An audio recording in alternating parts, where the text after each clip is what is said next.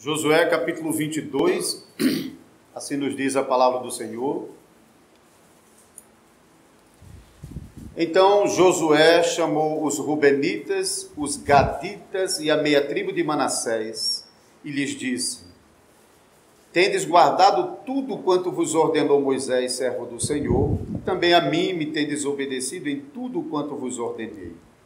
A vossos irmãos, durante longo tempo, até o dia de hoje, não desamparastes, antes tivesses o cuidado de guardar o mandamento do Senhor vosso Deus. Tendo o Senhor vosso Deus dado repouso a vossos irmãos, como lhes havia prometido, voltai-vos, pois, agora, e ide-vos para as vossas tendas, à terra da vossa possessão, que Moisés, servo do Senhor, vos deu da além do Jordão.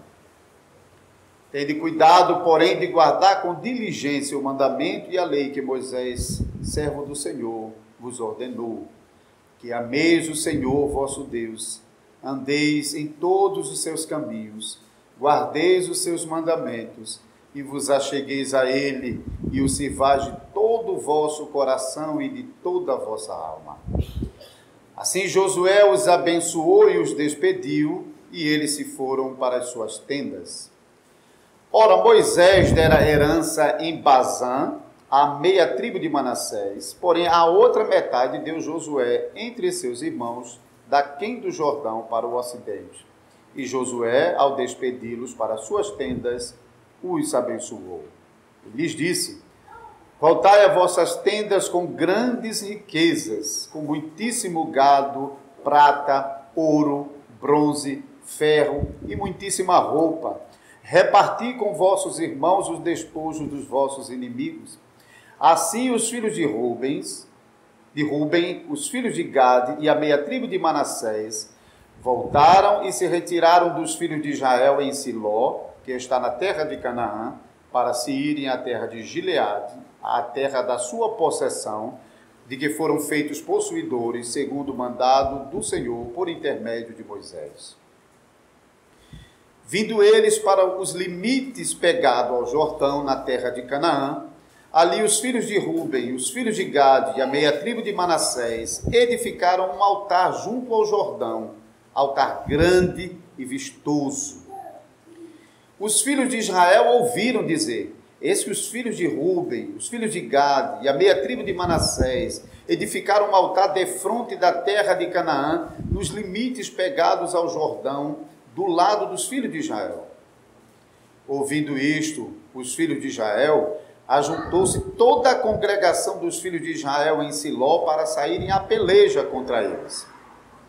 E aos filhos de Rubem, aos filhos de Gade e à meia tribo de Manassés, enviaram os filhos de Israel para a terra de Gileade, Finéias, filho de Eleazar, o sacerdote, e 10 príncipes com ele, de cada casa paterna, um príncipe, de todas as tribos de Israel. E cada um era cabeça da casa de seus pais entre os grupos de milhares de Israel. Indo eles aos filhos de Rubem, aos filhos de Gade e à meia tribo de Manassés, à terra de Gileade, foram-lhes dizendo: assim diz toda a congregação do Senhor, que infidelidade é esta que cometeste contra o Deus de Israel, deixando hoje de seguir o Senhor, edificando-vos um altar para vos rebelardes contra o Senhor. Acaso não nos bastou a iniquidade de Peor, de que até hoje não estamos ainda purificados, posto que houve praga na congregação do Senhor? Para que hoje abandoneis o Senhor? Se hoje vos rebelais contra o Senhor, amanhã se irá contra toda a congregação de Israel. Se a terra da vossa herança é imunda, passai-vos para a terra da possessão do Senhor, onde habita o tabernáculo do Senhor, e tomai possessão entre nós. Não vos rebeleis, porém, contra o Senhor, nem vos rebeleis contra nós, edificando-vos altar, afora o altar do Senhor nosso Deus. Não cometeu Acã, filho de Zera, infidelidade no tocante às coisas condenadas, e não veio ira sobre toda a congregação de Israel, pois aquele homem não morreu sozinho na sua iniquidade. Então responderam os filhos de Rubem, os filhos de Gade e a meia tribo de Manassés, e disseram aos cabeças dos grupos de milhares de Israel: o poderoso, o Deus, o Senhor, o poderoso, o Deus, o Senhor, ele o sabe, e Israel mesmo saberá. Se foi em rebeldia ou por infidelidade contra o Senhor, hoje não vos preserveis. Se edificamos altar para nos apartarmos do Senhor, ou para sobre ele oferecermos holocaustos e oferta de manjares, ou sobre ele fazermos oferta pacífica, o Senhor mesmo de nós o demande. Pelo contrário, fizemos por causa da seguinte preocupação: amanhã vossos filhos talvez dirão a nossos filhos: que tende vós com o Senhor Deus de Israel? Pois o Senhor pôs o Jordão por limite entre nós e vós, ó filho de Ruben e filho de Gade. Não tendes parte no Senhor. E assim, bem poderiam os vossos filhos apartar os nossos do temor do Senhor. Pelo que dissemos: preparemo-nos, edifiquemos um altar, não para holocausto, nem para sacrifício, mas para que entre nós e vós, e entre as nossas gerações depois de nós, nos seja testemunho, e possamos servir ao Senhor diante dele com os nossos holocaustos, e os nossos sacrifícios, e as nossas ofertas pacíficas, e para que os vossos filhos não digam amanhã a nossos filhos: não tende parte no Senhor. Pelo que dissemos: quando suceder que amanhã assim nos digam a nós e às nossas gerações, então responderemos: vede o modelo de altar do Senhor que fizeram os nossos pais, não para holocausto, nem para sacrifício, mas para testemunho entre nós e vós. Longe de nós o rebelarmos contra o Senhor e deixarmos hoje de seguir o Senhor, edificando altar para holocausto, oferta de manjares, afora o altar do Senhor nosso Deus que está perante o seu tabernáculo. Ouvindo, pois, Finéias, o sacerdote, e os príncipes da congregação, e os cabeças do grupo de milhares de Israel, com ele estavam as palavras que disseram os filhos de Ruben, os filhos de Gade e os filhos de Manassés, deram-se por satisfeitos. E disse Finéias, filho de Eleazar, o sacerdote, aos filhos de Ruben, aos filhos de Gade e aos filhos de Manassés: hoje sabemos que o Senhor está no meio de nós, porquanto não cometestes infidelidade contra o Senhor. Agora livraste os filhos de Israel da mão do Senhor. Finéias, filho do sacerdote Eleazar, e os príncipes, deixando os filhos de Ruben e os filhos de Gade, voltaram da terra de Gileade para a terra de Canaã, aos filhos de Israel, e deram-lhes conta de tudo. Com esta resposta, deram-se por satisfeitos os filhos de Israel, os quais bendisseram a Deus, e não falaram mais de subir a pelejar contra eles, para destruírem a terra em que habitavam os filhos de Ruben e os filhos de Gade. Os filhos de Ruben e os filhos de Gade chamaram o altar de testemunho, porque disseram: é um testemunho entre nós de que o Senhor é Deus. Vamos pedir a graça de Deus durante a pregação. Senhor Deus, Pai Todo-Poderoso, ajuda-nos mais uma vez, nós te pedimos, porque somente Tu, Senhor, podes fazer com que a mensagem dessa porção da Escritura tenha qualquer efeito positivo em nós. Porque nós conhecemos o nosso coração, que não é inclinado a Ti nem à Tua palavra. E somente pela influência do Espírito Santo habitando em nós, gerando em nós uma nova vontade, que nós possamos alcançar o favor, a graça e sermos tocados com a Tua palavra, Senhor. Por favor, não nos deixa sós, mas esteja presente durante todo o restante desse culto e abençoando esse momento especial de pregação, depois de termos lido solenemente a leitura da Tua palavra. Por favor, ajuda-nos, nos abençoa, ao Teu servo que vai transmitir a pregação e ao Teu povo aqui congregado. E abençoa os ministros fiéis que em todos os lugares estão invocando o nome do Senhor e proclamando a sua palavra em fidelidade. Para que em cada igreja fiel do Senhor Jesus Cristo, possamos provar da unidade na fé confessada no Salvador Jesus Cristo. Apesar das distâncias, apesar das diferenças, apesar de não nos conhecermos como igrejas umas às outras, estamos unidos na fé em Cristo Jesus. De modo que a obra que o nosso Salvador realizou na cruz é pregada nesse púlpito e nos púlpitos de muitas igrejas do Senhor Jesus Cristo, espalhado em vários lugares por todo o mundo. Nós te louvamos, Senhor, pelo privilégio que o Senhor tem nos dado de nos tornar participantes da igreja de Cristo Jesus. Por isso nós rogamos que o Senhor nos conserve fiéis à sua palavra, nos concedendo graça para que possamos recebê-la com todo apreço e desejo sincero de querer viver segundo a tua palavra. Em nome de Jesus Cristo nós choramos. Amém.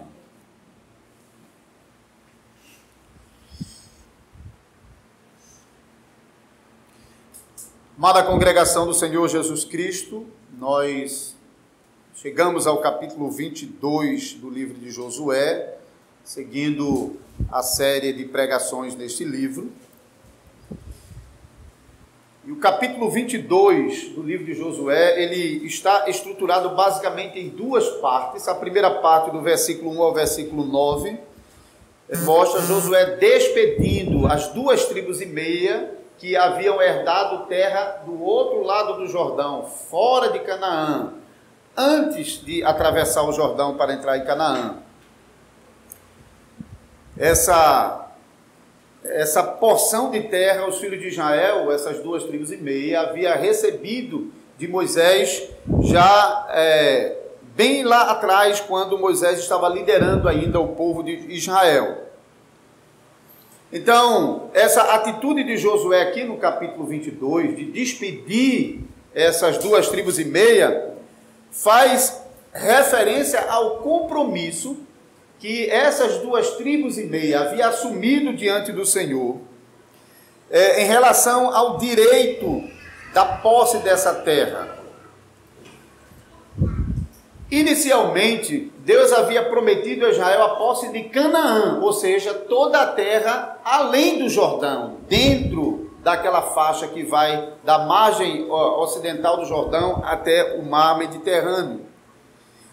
Porém, essa tribo de Gade, de Ruben e a metade da tribo de Manassés havia procurado Moisés para pedir a Moisés o direito de permanecerem ali, onde eles estavam acampados antes da travessia do Jordão, que no texto aqui, essa região no versículo 7 é identificada como Bazã, toda aquela faixa marginando a margem oriental do Jordão. De fato, em Número 32, quando o povo de Israel estava acampado nessa região, prontos para atravessar o Rio Jordão e tomar posse de Canaã como terra prometida, de fato essa terra já era dominada por Israel. Israel havia destruído 2 grandes reinos que ocupavam toda essa faixa, o rei Og de Bazã e também o rei Sehom. Isso está lá em Números capítulo 21. Então, de fato, esses povos não existiam mais ali, e quem de fato já estava ocupando essa região era o povo de Israel. Porém, a ordem do Senhor era atravessar o Jordão e tomar posse de Canaã. Isso valia para todas as tribos de Israel. Mas agora as 2,5 tribos vão a Moisés e pedem o direito de permanecerem nessa terra. E Moisés consente, desde que os homens de guerra atravessassem o Jordão junto com seus irmãos, para ajudar os seus irmãos na conquista das suas respectivas terras, porque havia muita terra para ser conquistada e eles não poderiam se beneficiar do fato de que ali já estava a terra garantida, mas eles tinham que atravessar e ajudar os seus irmãos a também conquistarem as suas terras. E eles se comprometeram com isso, prometeram a Moisés que então todos os homens de guerra, os valentes, os principais, iriam com o povo de Israel para as lutas de conquista, e eles então deixariam o restante do povo na terra. E quando Josué, agora, depois de Moisés, liderando o povo de Israel, estava pronto para atravessar o Rio Jordão e tomar posse de Canaã, Josué, lá no capítulo 1, você pode verificar isso, no versículo 12 a 18, Josué chama as 2,5 tribos, relembra as 2,5 tribos do compromisso que eles haviam assumido, de irem junto com o povo de Israel para o outro lado do Jordão, para ajudá-los na conquista, e eles assim o fazem, liderando, indo no pelotão de frente, assumindo os riscos das primeiras linhas nas batalhas do povo de Israel. E Josué reconhece que as 2,5 tribos foram fiéis ao Senhor em todo o tempo. Foram fiéis a Moisés, você pode ver no versículo 2, eles foram fiéis a Moisés, eles foram fiéis ao mandado de Josué, e eles foram fiéis aos seus irmãos, e não abandonando os seus irmãos durante todo o tempo da conquista, até que Deus deu descanso, versículo 4, Deus deu repouso aos seus irmãos dentro da terra de Canaã. Então agora Josué está pronto para mandar o povo, essas 2,5 tribos, de volta para o outro lado do Jordão, que hoje nós falamos sobre Transjordânia, porque é da perspectiva de quem está dentro de Canaã, dentro da Palestina. Talvez você ouve muito falar nos telejornais sobre Transjordânia e sobre Cisjordânia, são prefixos latinos. Cisjordânia quer dizer aqui, desse lado do Jordão, Transjordânia, do outro lado do Jordão, da perspectiva de quem está dentro de Canaã. Então, não da perspectiva de Israel antigo, que ainda estava do lado de fora e ainda iria entrar em Canaã, mas da perspectiva do povo dentro de Canaã. Agora, antes de despedir o povo de volta às suas casas, Josué alerta as 2,5 tribos para que se mantenham fiéis ao Senhor, para que conservem essa fidelidade que eles haviam demonstrado durante todo esse tempo, desde o final da vida de Moisés, quando eles assumem esse compromisso diante de Moisés, de possuir a terra na condição de atravessar o Jordão e ajudar os seus irmãos, da sua fidelidade em obedecer Josué para manter o trato e não abandonar os seus irmãos durante esse tempo. O que Josué adverte agora é para que ele mantenha essa fidelidade. Versículo 5 é muito enfático esse chamado à fidelidade. Parece que Josué estava prevendo o que aconteceria com a próxima geração. Uma das coisas que eu tenho mencionado recorrentemente é que essa geração de Josué é um contraste com a geração anterior, que foi chamada de rebelde, de desobediente, e um contraste com a geração posterior de juízes, que é uma completa decadência, muito pior do que a geração anterior, que foi chamada de rebelde e desobediente. E Josué, preocupado com o que aconteceria depois que essa geração saísse de cena e uma nova geração se levantasse, ele usa expressões combinadas para enfatizar o chamado à fidelidade. O versículo 5 ele diz: tende cuidado, porém, de guardar com diligência o mandamento e a lei que Moisés, servo do Senhor, vos ordenou. Que ameis o Senhor vosso Deus, andeis em todos os seus caminhos, guardeis os seus mandamentos, e vos acheguei a ele, e o sirvais de todo o vosso coração e de toda a vossa alma. Isso realmente é para a gente parar para pensar um pouquinho sobre esse chamado à fidelidade. Porque muitas vezes, como aconteceu com o povo de Israel, nós somos fiéis ao Senhor em uma geração, e muitas vezes essa fidelidade descamba na geração seguinte. Então devemos estar muito alertas a isso e termos todo o zelo em em transmitir à próxima geração o conhecimento do Senhor e combinar esse esforço de ensinar a verdade de Deus aos nossos filhos com muita oração, porque não é fácil, não é fácil.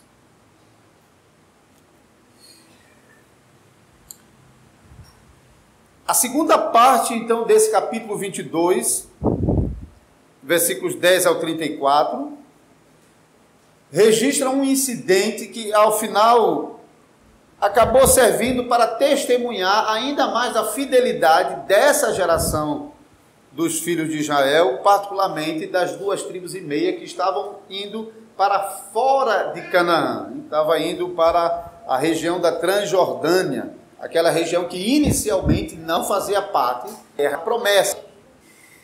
E quando as 2,5 tribos deixaram Canaã, deixaram Siló, em direção a Gileade, que é uma referência também àquela região do outro lado do Jordão, antes de atravessarem o Jordão, eles decidiram construir um altar na margem ocidental, ou seja, dentro de Canaã, no território das 9,5 tribos. Então, antes de atravessar para o outro lado do Jordão, eles decidiram edificar um altar em Canaã. Não é dito muita coisa sobre esse altar, senão o versículo 10, que ele era grande e vistoso. Alguns sugerem que era uma réplica do altar que estava no tabernáculo. E pode realmente ser, mas a descrição grande e vistoso destoa daquilo que era o altar de sacrifícios, que era um altar simples, construído sobre bases de pedra e com gradis. Mas o que chama a atenção é que esse altar foi construído para chamar a atenção. Nós lemos várias vezes no livro de Josué sobre certos monumentos que foram construídos para ficar como uma recordação e para chamar a atenção. Lembram-se lá no comecinho sobre aquele altar de pedras organizadas para chamar a atenção dos filhos, para os filhos perguntarem aos pais: pais, o que significa isso aqui? E os pais terem a oportunidade de instruírem os seus filhos. Então, esse altar aqui é um altar que chama a atenção pelo seu tamanho e por sua beleza. Porém, a construção desse altar acabou provocando uma grande indignação no restante das tribos de Israel, das 9,5 tribos. E no versículo 12, toda a congregação se reuniu para avaliar a questão, e muitos queriam lançar mão em armas para ir atacar e eliminar essas 2,5 tribos de Israel. Isso é muito forte o que está sendo sugerido aqui, mas no decorrer do texto, nós começamos a entender por que eles estão sugerindo essa solução tão dramática, tão drástica, de amputar, de eliminar de vez essas 2,5 tribos que estavam herdando terra do outro lado do Jordão. Mas, por bem, a congregação, ao final, acabou decidindo que, ao invés de irem à peleja, eles designaram uma delegação de representantes das 9 tribos, das 9,5 tribos, ou 10 tribos representadas, porque eram 9 tribos e mais a tribo de Manassés, só que a tribo de Manassés estava metade de um lado e metade do outro, do Rio Jordão. A delegação, então, era composta por Finéias, filho do sacerdote Eleazar, e também sacerdote, era uma família sacerdotal, e também pelos príncipes das casas de Israel, das tribos, os príncipes de cada tribo, e também os cabeças das famílias dos milhares de Israel, como nós lemos. Então, essa delegação, ela vai até aos filhos de Gade, de Rúben e de Manassés, com a seguinte acusação. Porque, veja o versículo 16. Que infidelidade é esta que cometeste contra o Deus de Israel, deixando hoje de seguir o Senhor, edificando-vos um altar para vos rebelardes contra o Senhor? Acaso não vos bastou a iniquidade de Peor, de que até hoje não estamos ainda purificados, posto que houve praga na congregação do Senhor, para que hoje abandoneis o Senhor? Se hoje vos rebelais contra o Senhor, amanhã se irá contra toda a congregação de Israel. Se a terra da vossa herança é imunda, passai-vos para a terra da possessão do Senhor, que habita, onde habita o tabernáculo do Senhor, e tomai possessão entre nós. Não vos rebeleis, porém, contra o Senhor, nem vos rebeleis contra nós, edificando-vos altar, afora o altar do Senhor nosso Deus. Não cometeu Acã, filho de Zera, infidelidade no tocante às coisas condenadas? E não veio ira sobre toda a congregação de Israel, pois aquele homem não morreu sozinho na sua indignação? Então essa era a acusação formal das 9 tribos e meia contra as 2 tribos e meia, em razão de ter edificado aquele altar na margem do Jordão.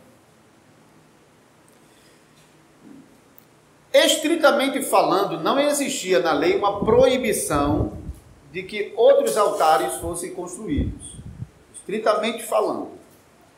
Porém, existia a proibição de que nenhuma oferta fosse oferecida em qualquer outro altar que não o altar que estava no tabernáculo.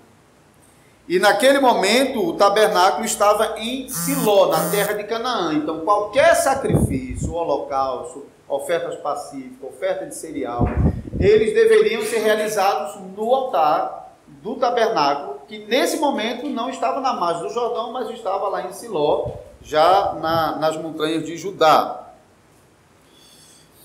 Então, a decisão de construir outro altar, além daquele altar que estava em Siló, era uma ofensa gravíssima contra Deus e poderia trazer males terríveis contra o povo do Senhor.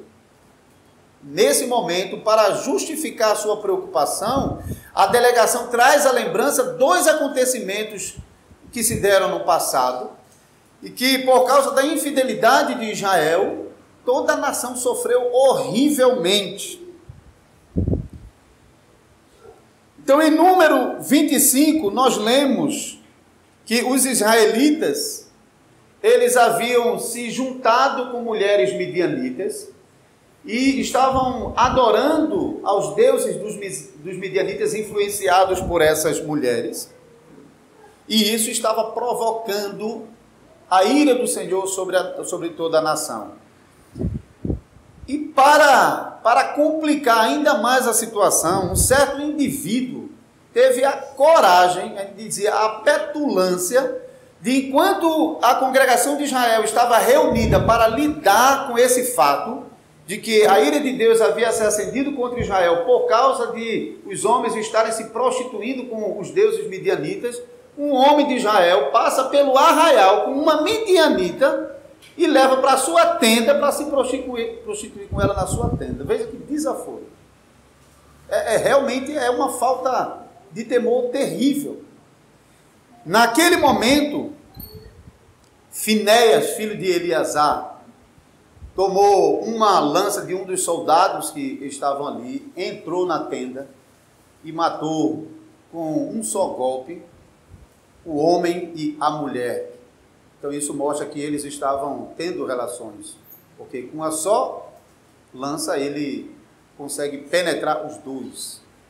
E assim, desviada de Israel, mas muitos cabeças de Israel pagaram com sua própria vida por causa dessa infidelidade. Muitos líderes, nós lemos lá em Números 25, os cabeças das tribos foram mortos por causa desse pecado. Esse fato causou uma alteração na organização dessas tribos nos anos seguintes. Por isso, nós lemos aqui no texto que não bastou, versículo 17, não bastou a iniquidade de Peor, de que até hoje não estamos ainda purificados, posto que houve praga na congregação do Senhor. Até hoje, até esse momento, ele já sofreu o efeito do castigo sofrido por causa daquela infidelidade nos dias de Moisés, no episódio de Peor. Talvez tenha sido por causa desse zelo de Finéias em proteger Israel da ira do Senhor, desviando a ira do Senhor por meio de matar esse casal adúltero, que Finéias está agora sendo escolhido como parte da delegação que vai lidar com esse novo problema em Israel. Israel está novamente enfrentando um dilema com relação à fidelidade e como lidar com isso. Então é possível que Finéias, filho do sacerdote Eleazar, que era naquele momento o principal sacerdote, for escolhido para lidar com esse novo episódio, pela sua experiência e pelo seu zelo demonstrado ao Senhor no episódio de Peor. O outro episódio que é relatado aqui no texto é o episódio relacionado com a infidelidade de Acã. Quando Acã, no capítulo 7, ele toma dos despojos de Jericó, que Israel estava proibido de tocar, porque Jericó havia sido dedicada ao Herem, era aquele tipo de destruição completa, onde ninguém podia tocar em nada, e todas as coisas retiradas como despojos era dedicação exclusiva ao Senhor. Mas o próprio Acã reconheceu depois que ele cobiçou uma bela capa babilônica e outros objetos de valor a mais, e havia roubado e escondido na sua tenda. E é interessante porque a palavra que nós temos aqui no nosso texto, no versículo 16, como infidelidade, palavra também que se repete no versículo 31, quando o sacerdote diz que não cometeste infidelidade, é a mesma palavra que lá no capítulo 7 se refere à infidelidade de Acã. Ou seja, essa infidelidade demonstra que eles não estavam dispostos a obedecer o mandamento do Senhor. Por isso, então, nós lemos Josué, na primeira parte, no versículo 5, sendo tão insistente com relação ao empenho das tribos de Israel em serem zelosos, em obedecer os mandamentos do Senhor, em amar o Senhor, andar nos seus caminhos, vos achegar a Ele de todo o coração e de toda a alma. Porque Israel conhecia de perto os efeitos danosos e as consequências, os castigos que essa rebeldia causava a todo o povo. Então, considerando esses dois episódios que estão sendo trazidos à mente pela delegação, então dá para entender que a situação não é uma situação simples. Eles realmente estão com medo. Eles sabem que se essa atitude de construir um altar à beira do Jordão for realmente uma provocação a Deus, isso significa que eles vão apanhar o castigo da aliança. Toda a nação vai sofrer. Então, daí a preocupação deles em proteger-se do castigo de Deus, pensando até em eliminar essas duas nações, essas duas tribos e meia. Então vamos destruí-los, vamos acabar com eles e assim eliminar de vez esse mal de apostasia, de infidelidade ao Deus de Israel. Então, de um lado, nós estamos vendo realmente o zelo dessas 9 tribos e meia para preservar a obediência à lei do Senhor. Isso realmente, no seu zelo, chama muito a atenção. Mas agora vamos ver a resposta que as 2 tribos e meia vão dar a essa delegação a partir do versículo 21.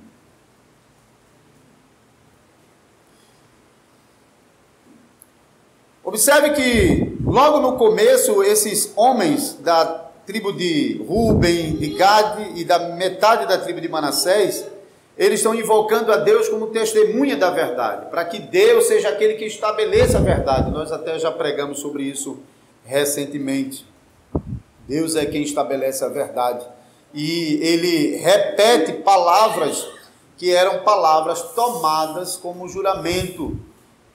Então, no versículo 22, eles disseram: se edificamos altar para nos apartarmos do Senhor, desculpe, versículo 22, o poderoso, o Deus, o Senhor, o poderoso, o Deus, o Senhor, Ele o sabe, e Israel mesmo saberá, se foi em rebeldia ou por infidelidade contra o Senhor, hoje não nos preserveis. Então, se realmente nós fomos infiéis ao Senhor, é justo que vocês queiram nos eliminar.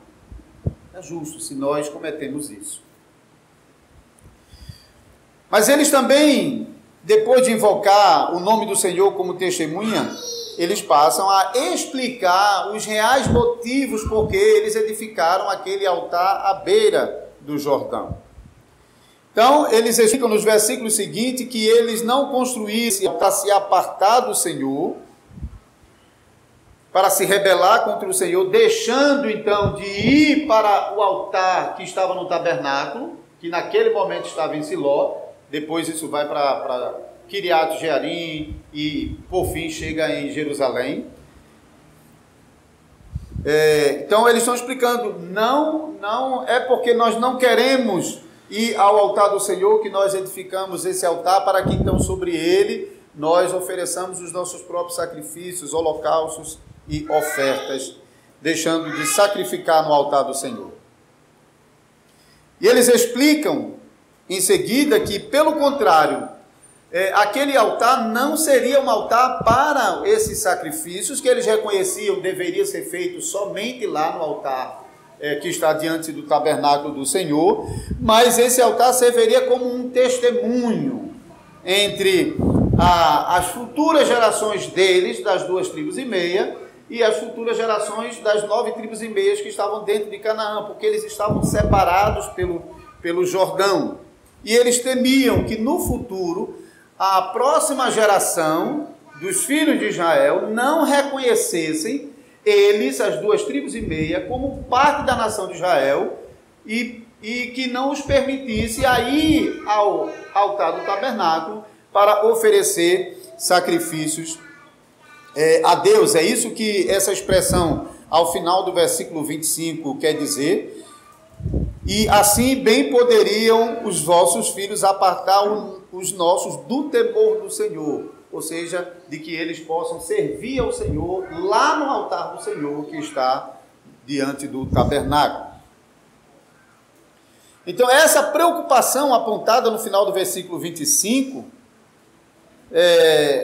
era realmente o ponto crucial que testemunhava em favor da fidelidade das 2,5 tribos em querer servir ao Senhor. Então eles estão dizendo, olha, de jeito nenhum a gente está querendo fazer esse altar para deixar de ir ao tabernáculo para oferecer sacrifícios, mas apenas nós queremos que os nossos filhos e os vossos filhos no futuro vejam esse altar e se perguntem, por que esse altar está aqui?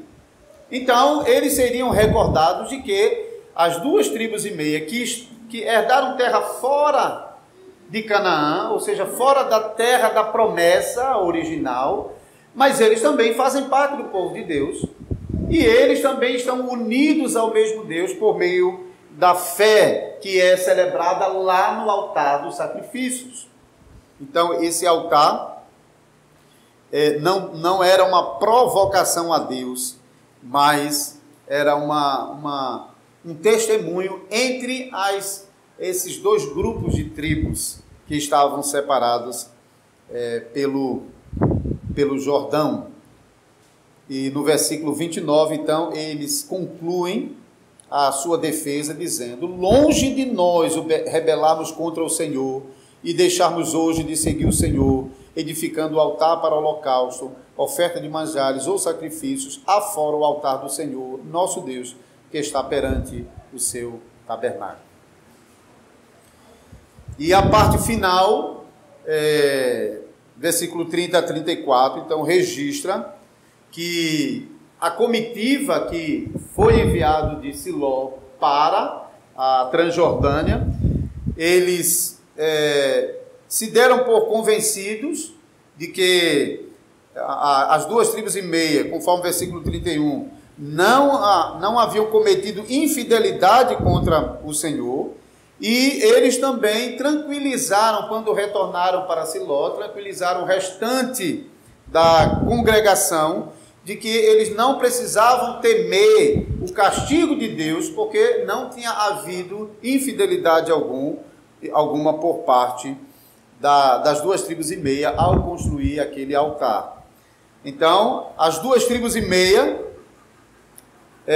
chamaram esse altar de testemunho, porque serviu de testemunho de que o Senhor é Deus, conforme o versículo 34, e de que eles faziam parte da herança do Senhor no meio dos filhos de Israel, conforme a menção já feita no versículo 27.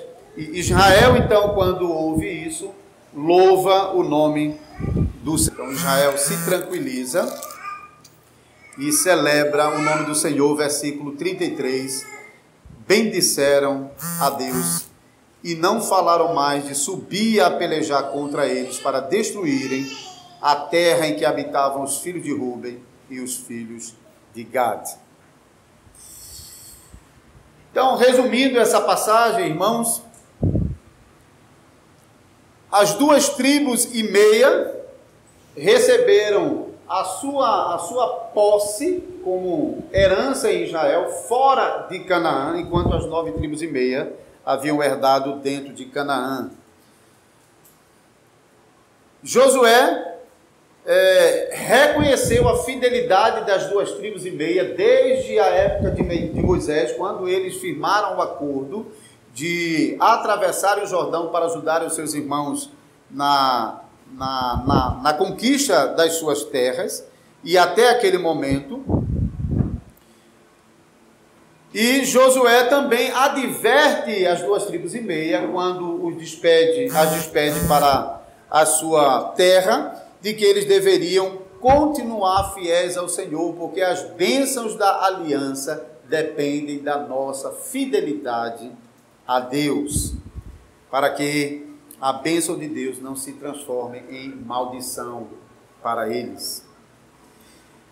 E ainda a construção do altar às margens do Jordão, que sugeria uma rebelião contra Deus, mostrou ser um testemunho favorável das 2 tribos e meia, que foi reconhecida também pelas 9 tribos e meia, de modo que todos puderam louvar a Deus e assim esperar que a graça do Senhor pudesse operar no coração da futura geração, porque aquilo que eles deviam ensinar, eles já haviam feito ali. Agora vamos pensar um pouco sobre nós como Igreja de Jesus Cristo. Nós lemos no começo desse culto, na primeira carta do apóstolo Paulo a Coríntios, pergunta de Paulo: Cristo está dividido? E a passagem que nós lemos aqui em Josué capítulo 22 chama a nossa atenção para a verdade de que Cristo não está dividido. O altar do tabernáculo apontava para a redenção que Cristo mais tarde realizaria em favor do seu povo. Por essa razão, os sacrifícios não podiam ser realizados em outro lugar senão naquele altar do sacrifício que estava no tabernáculo e que apontava para a obra redentiva de Cristo Jesus.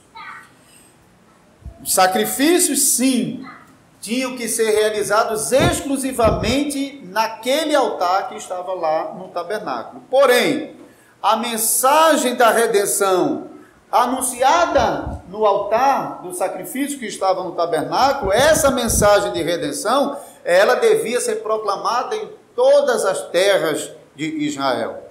Sobre isso nós falamos na pregação passada, explicando que as 48 cidades de levitas espalhadas por todo o território de Israel servia para que os levitas pudessem instruir toda a nação de Israel sobre aquela redenção que estava acontecendo lá no altar do tabernáculo.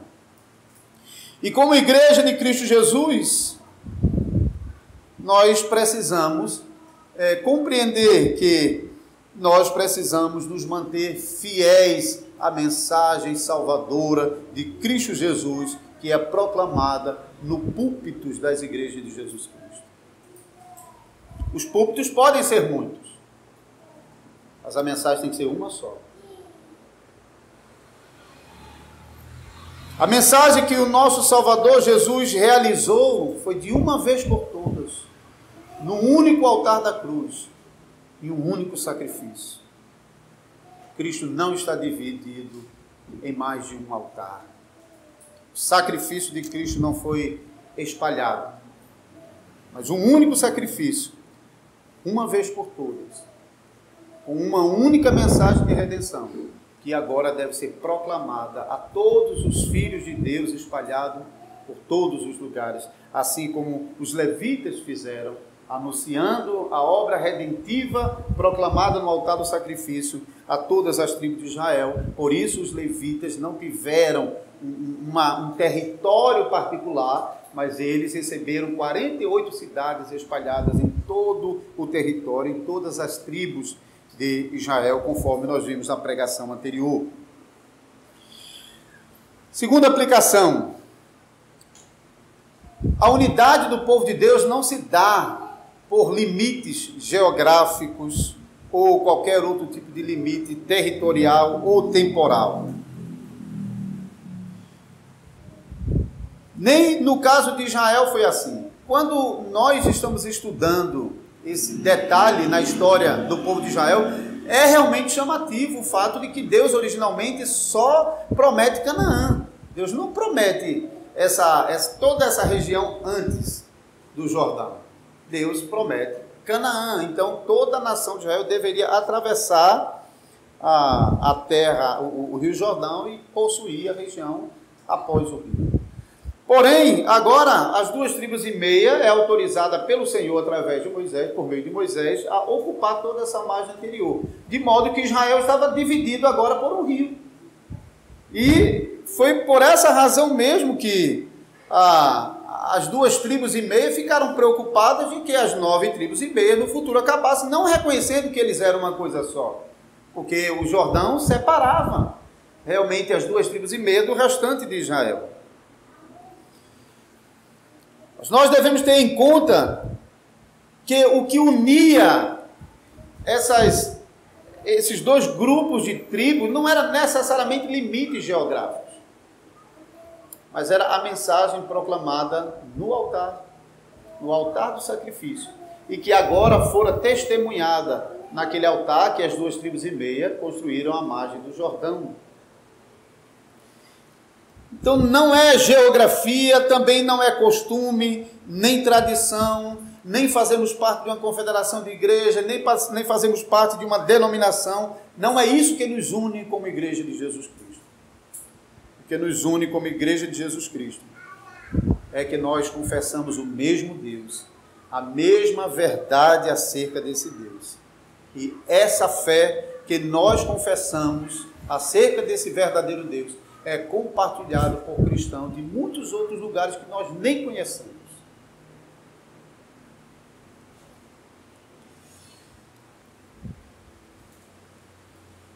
Terceira aplicação para nós.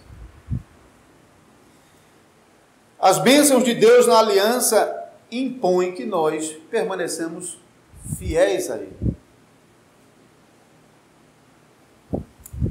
Aquelas 2,5 tribos provaram as bênçãos da aliança de muitas maneiras. Eles tiveram direito a possuir como herança as terras da Transjordânia. Eles também receberam da boa mão do Senhor muitas riquezas, conforme nós lemos no versículo 8: voltai às vossas tendas com grandes riquezas, com muitíssimo gado, prata, ouro, bronze, ferro e muitíssima roupa, e reparti com vossos irmãos o despojo dos vossos inimigos. No contexto de Israel, no Antigo Testamento, enquanto nação pactual, as bênçãos de Deus, elas eram demonstradas também por meio de riquezas temporais. Por exemplo, a posse da terra.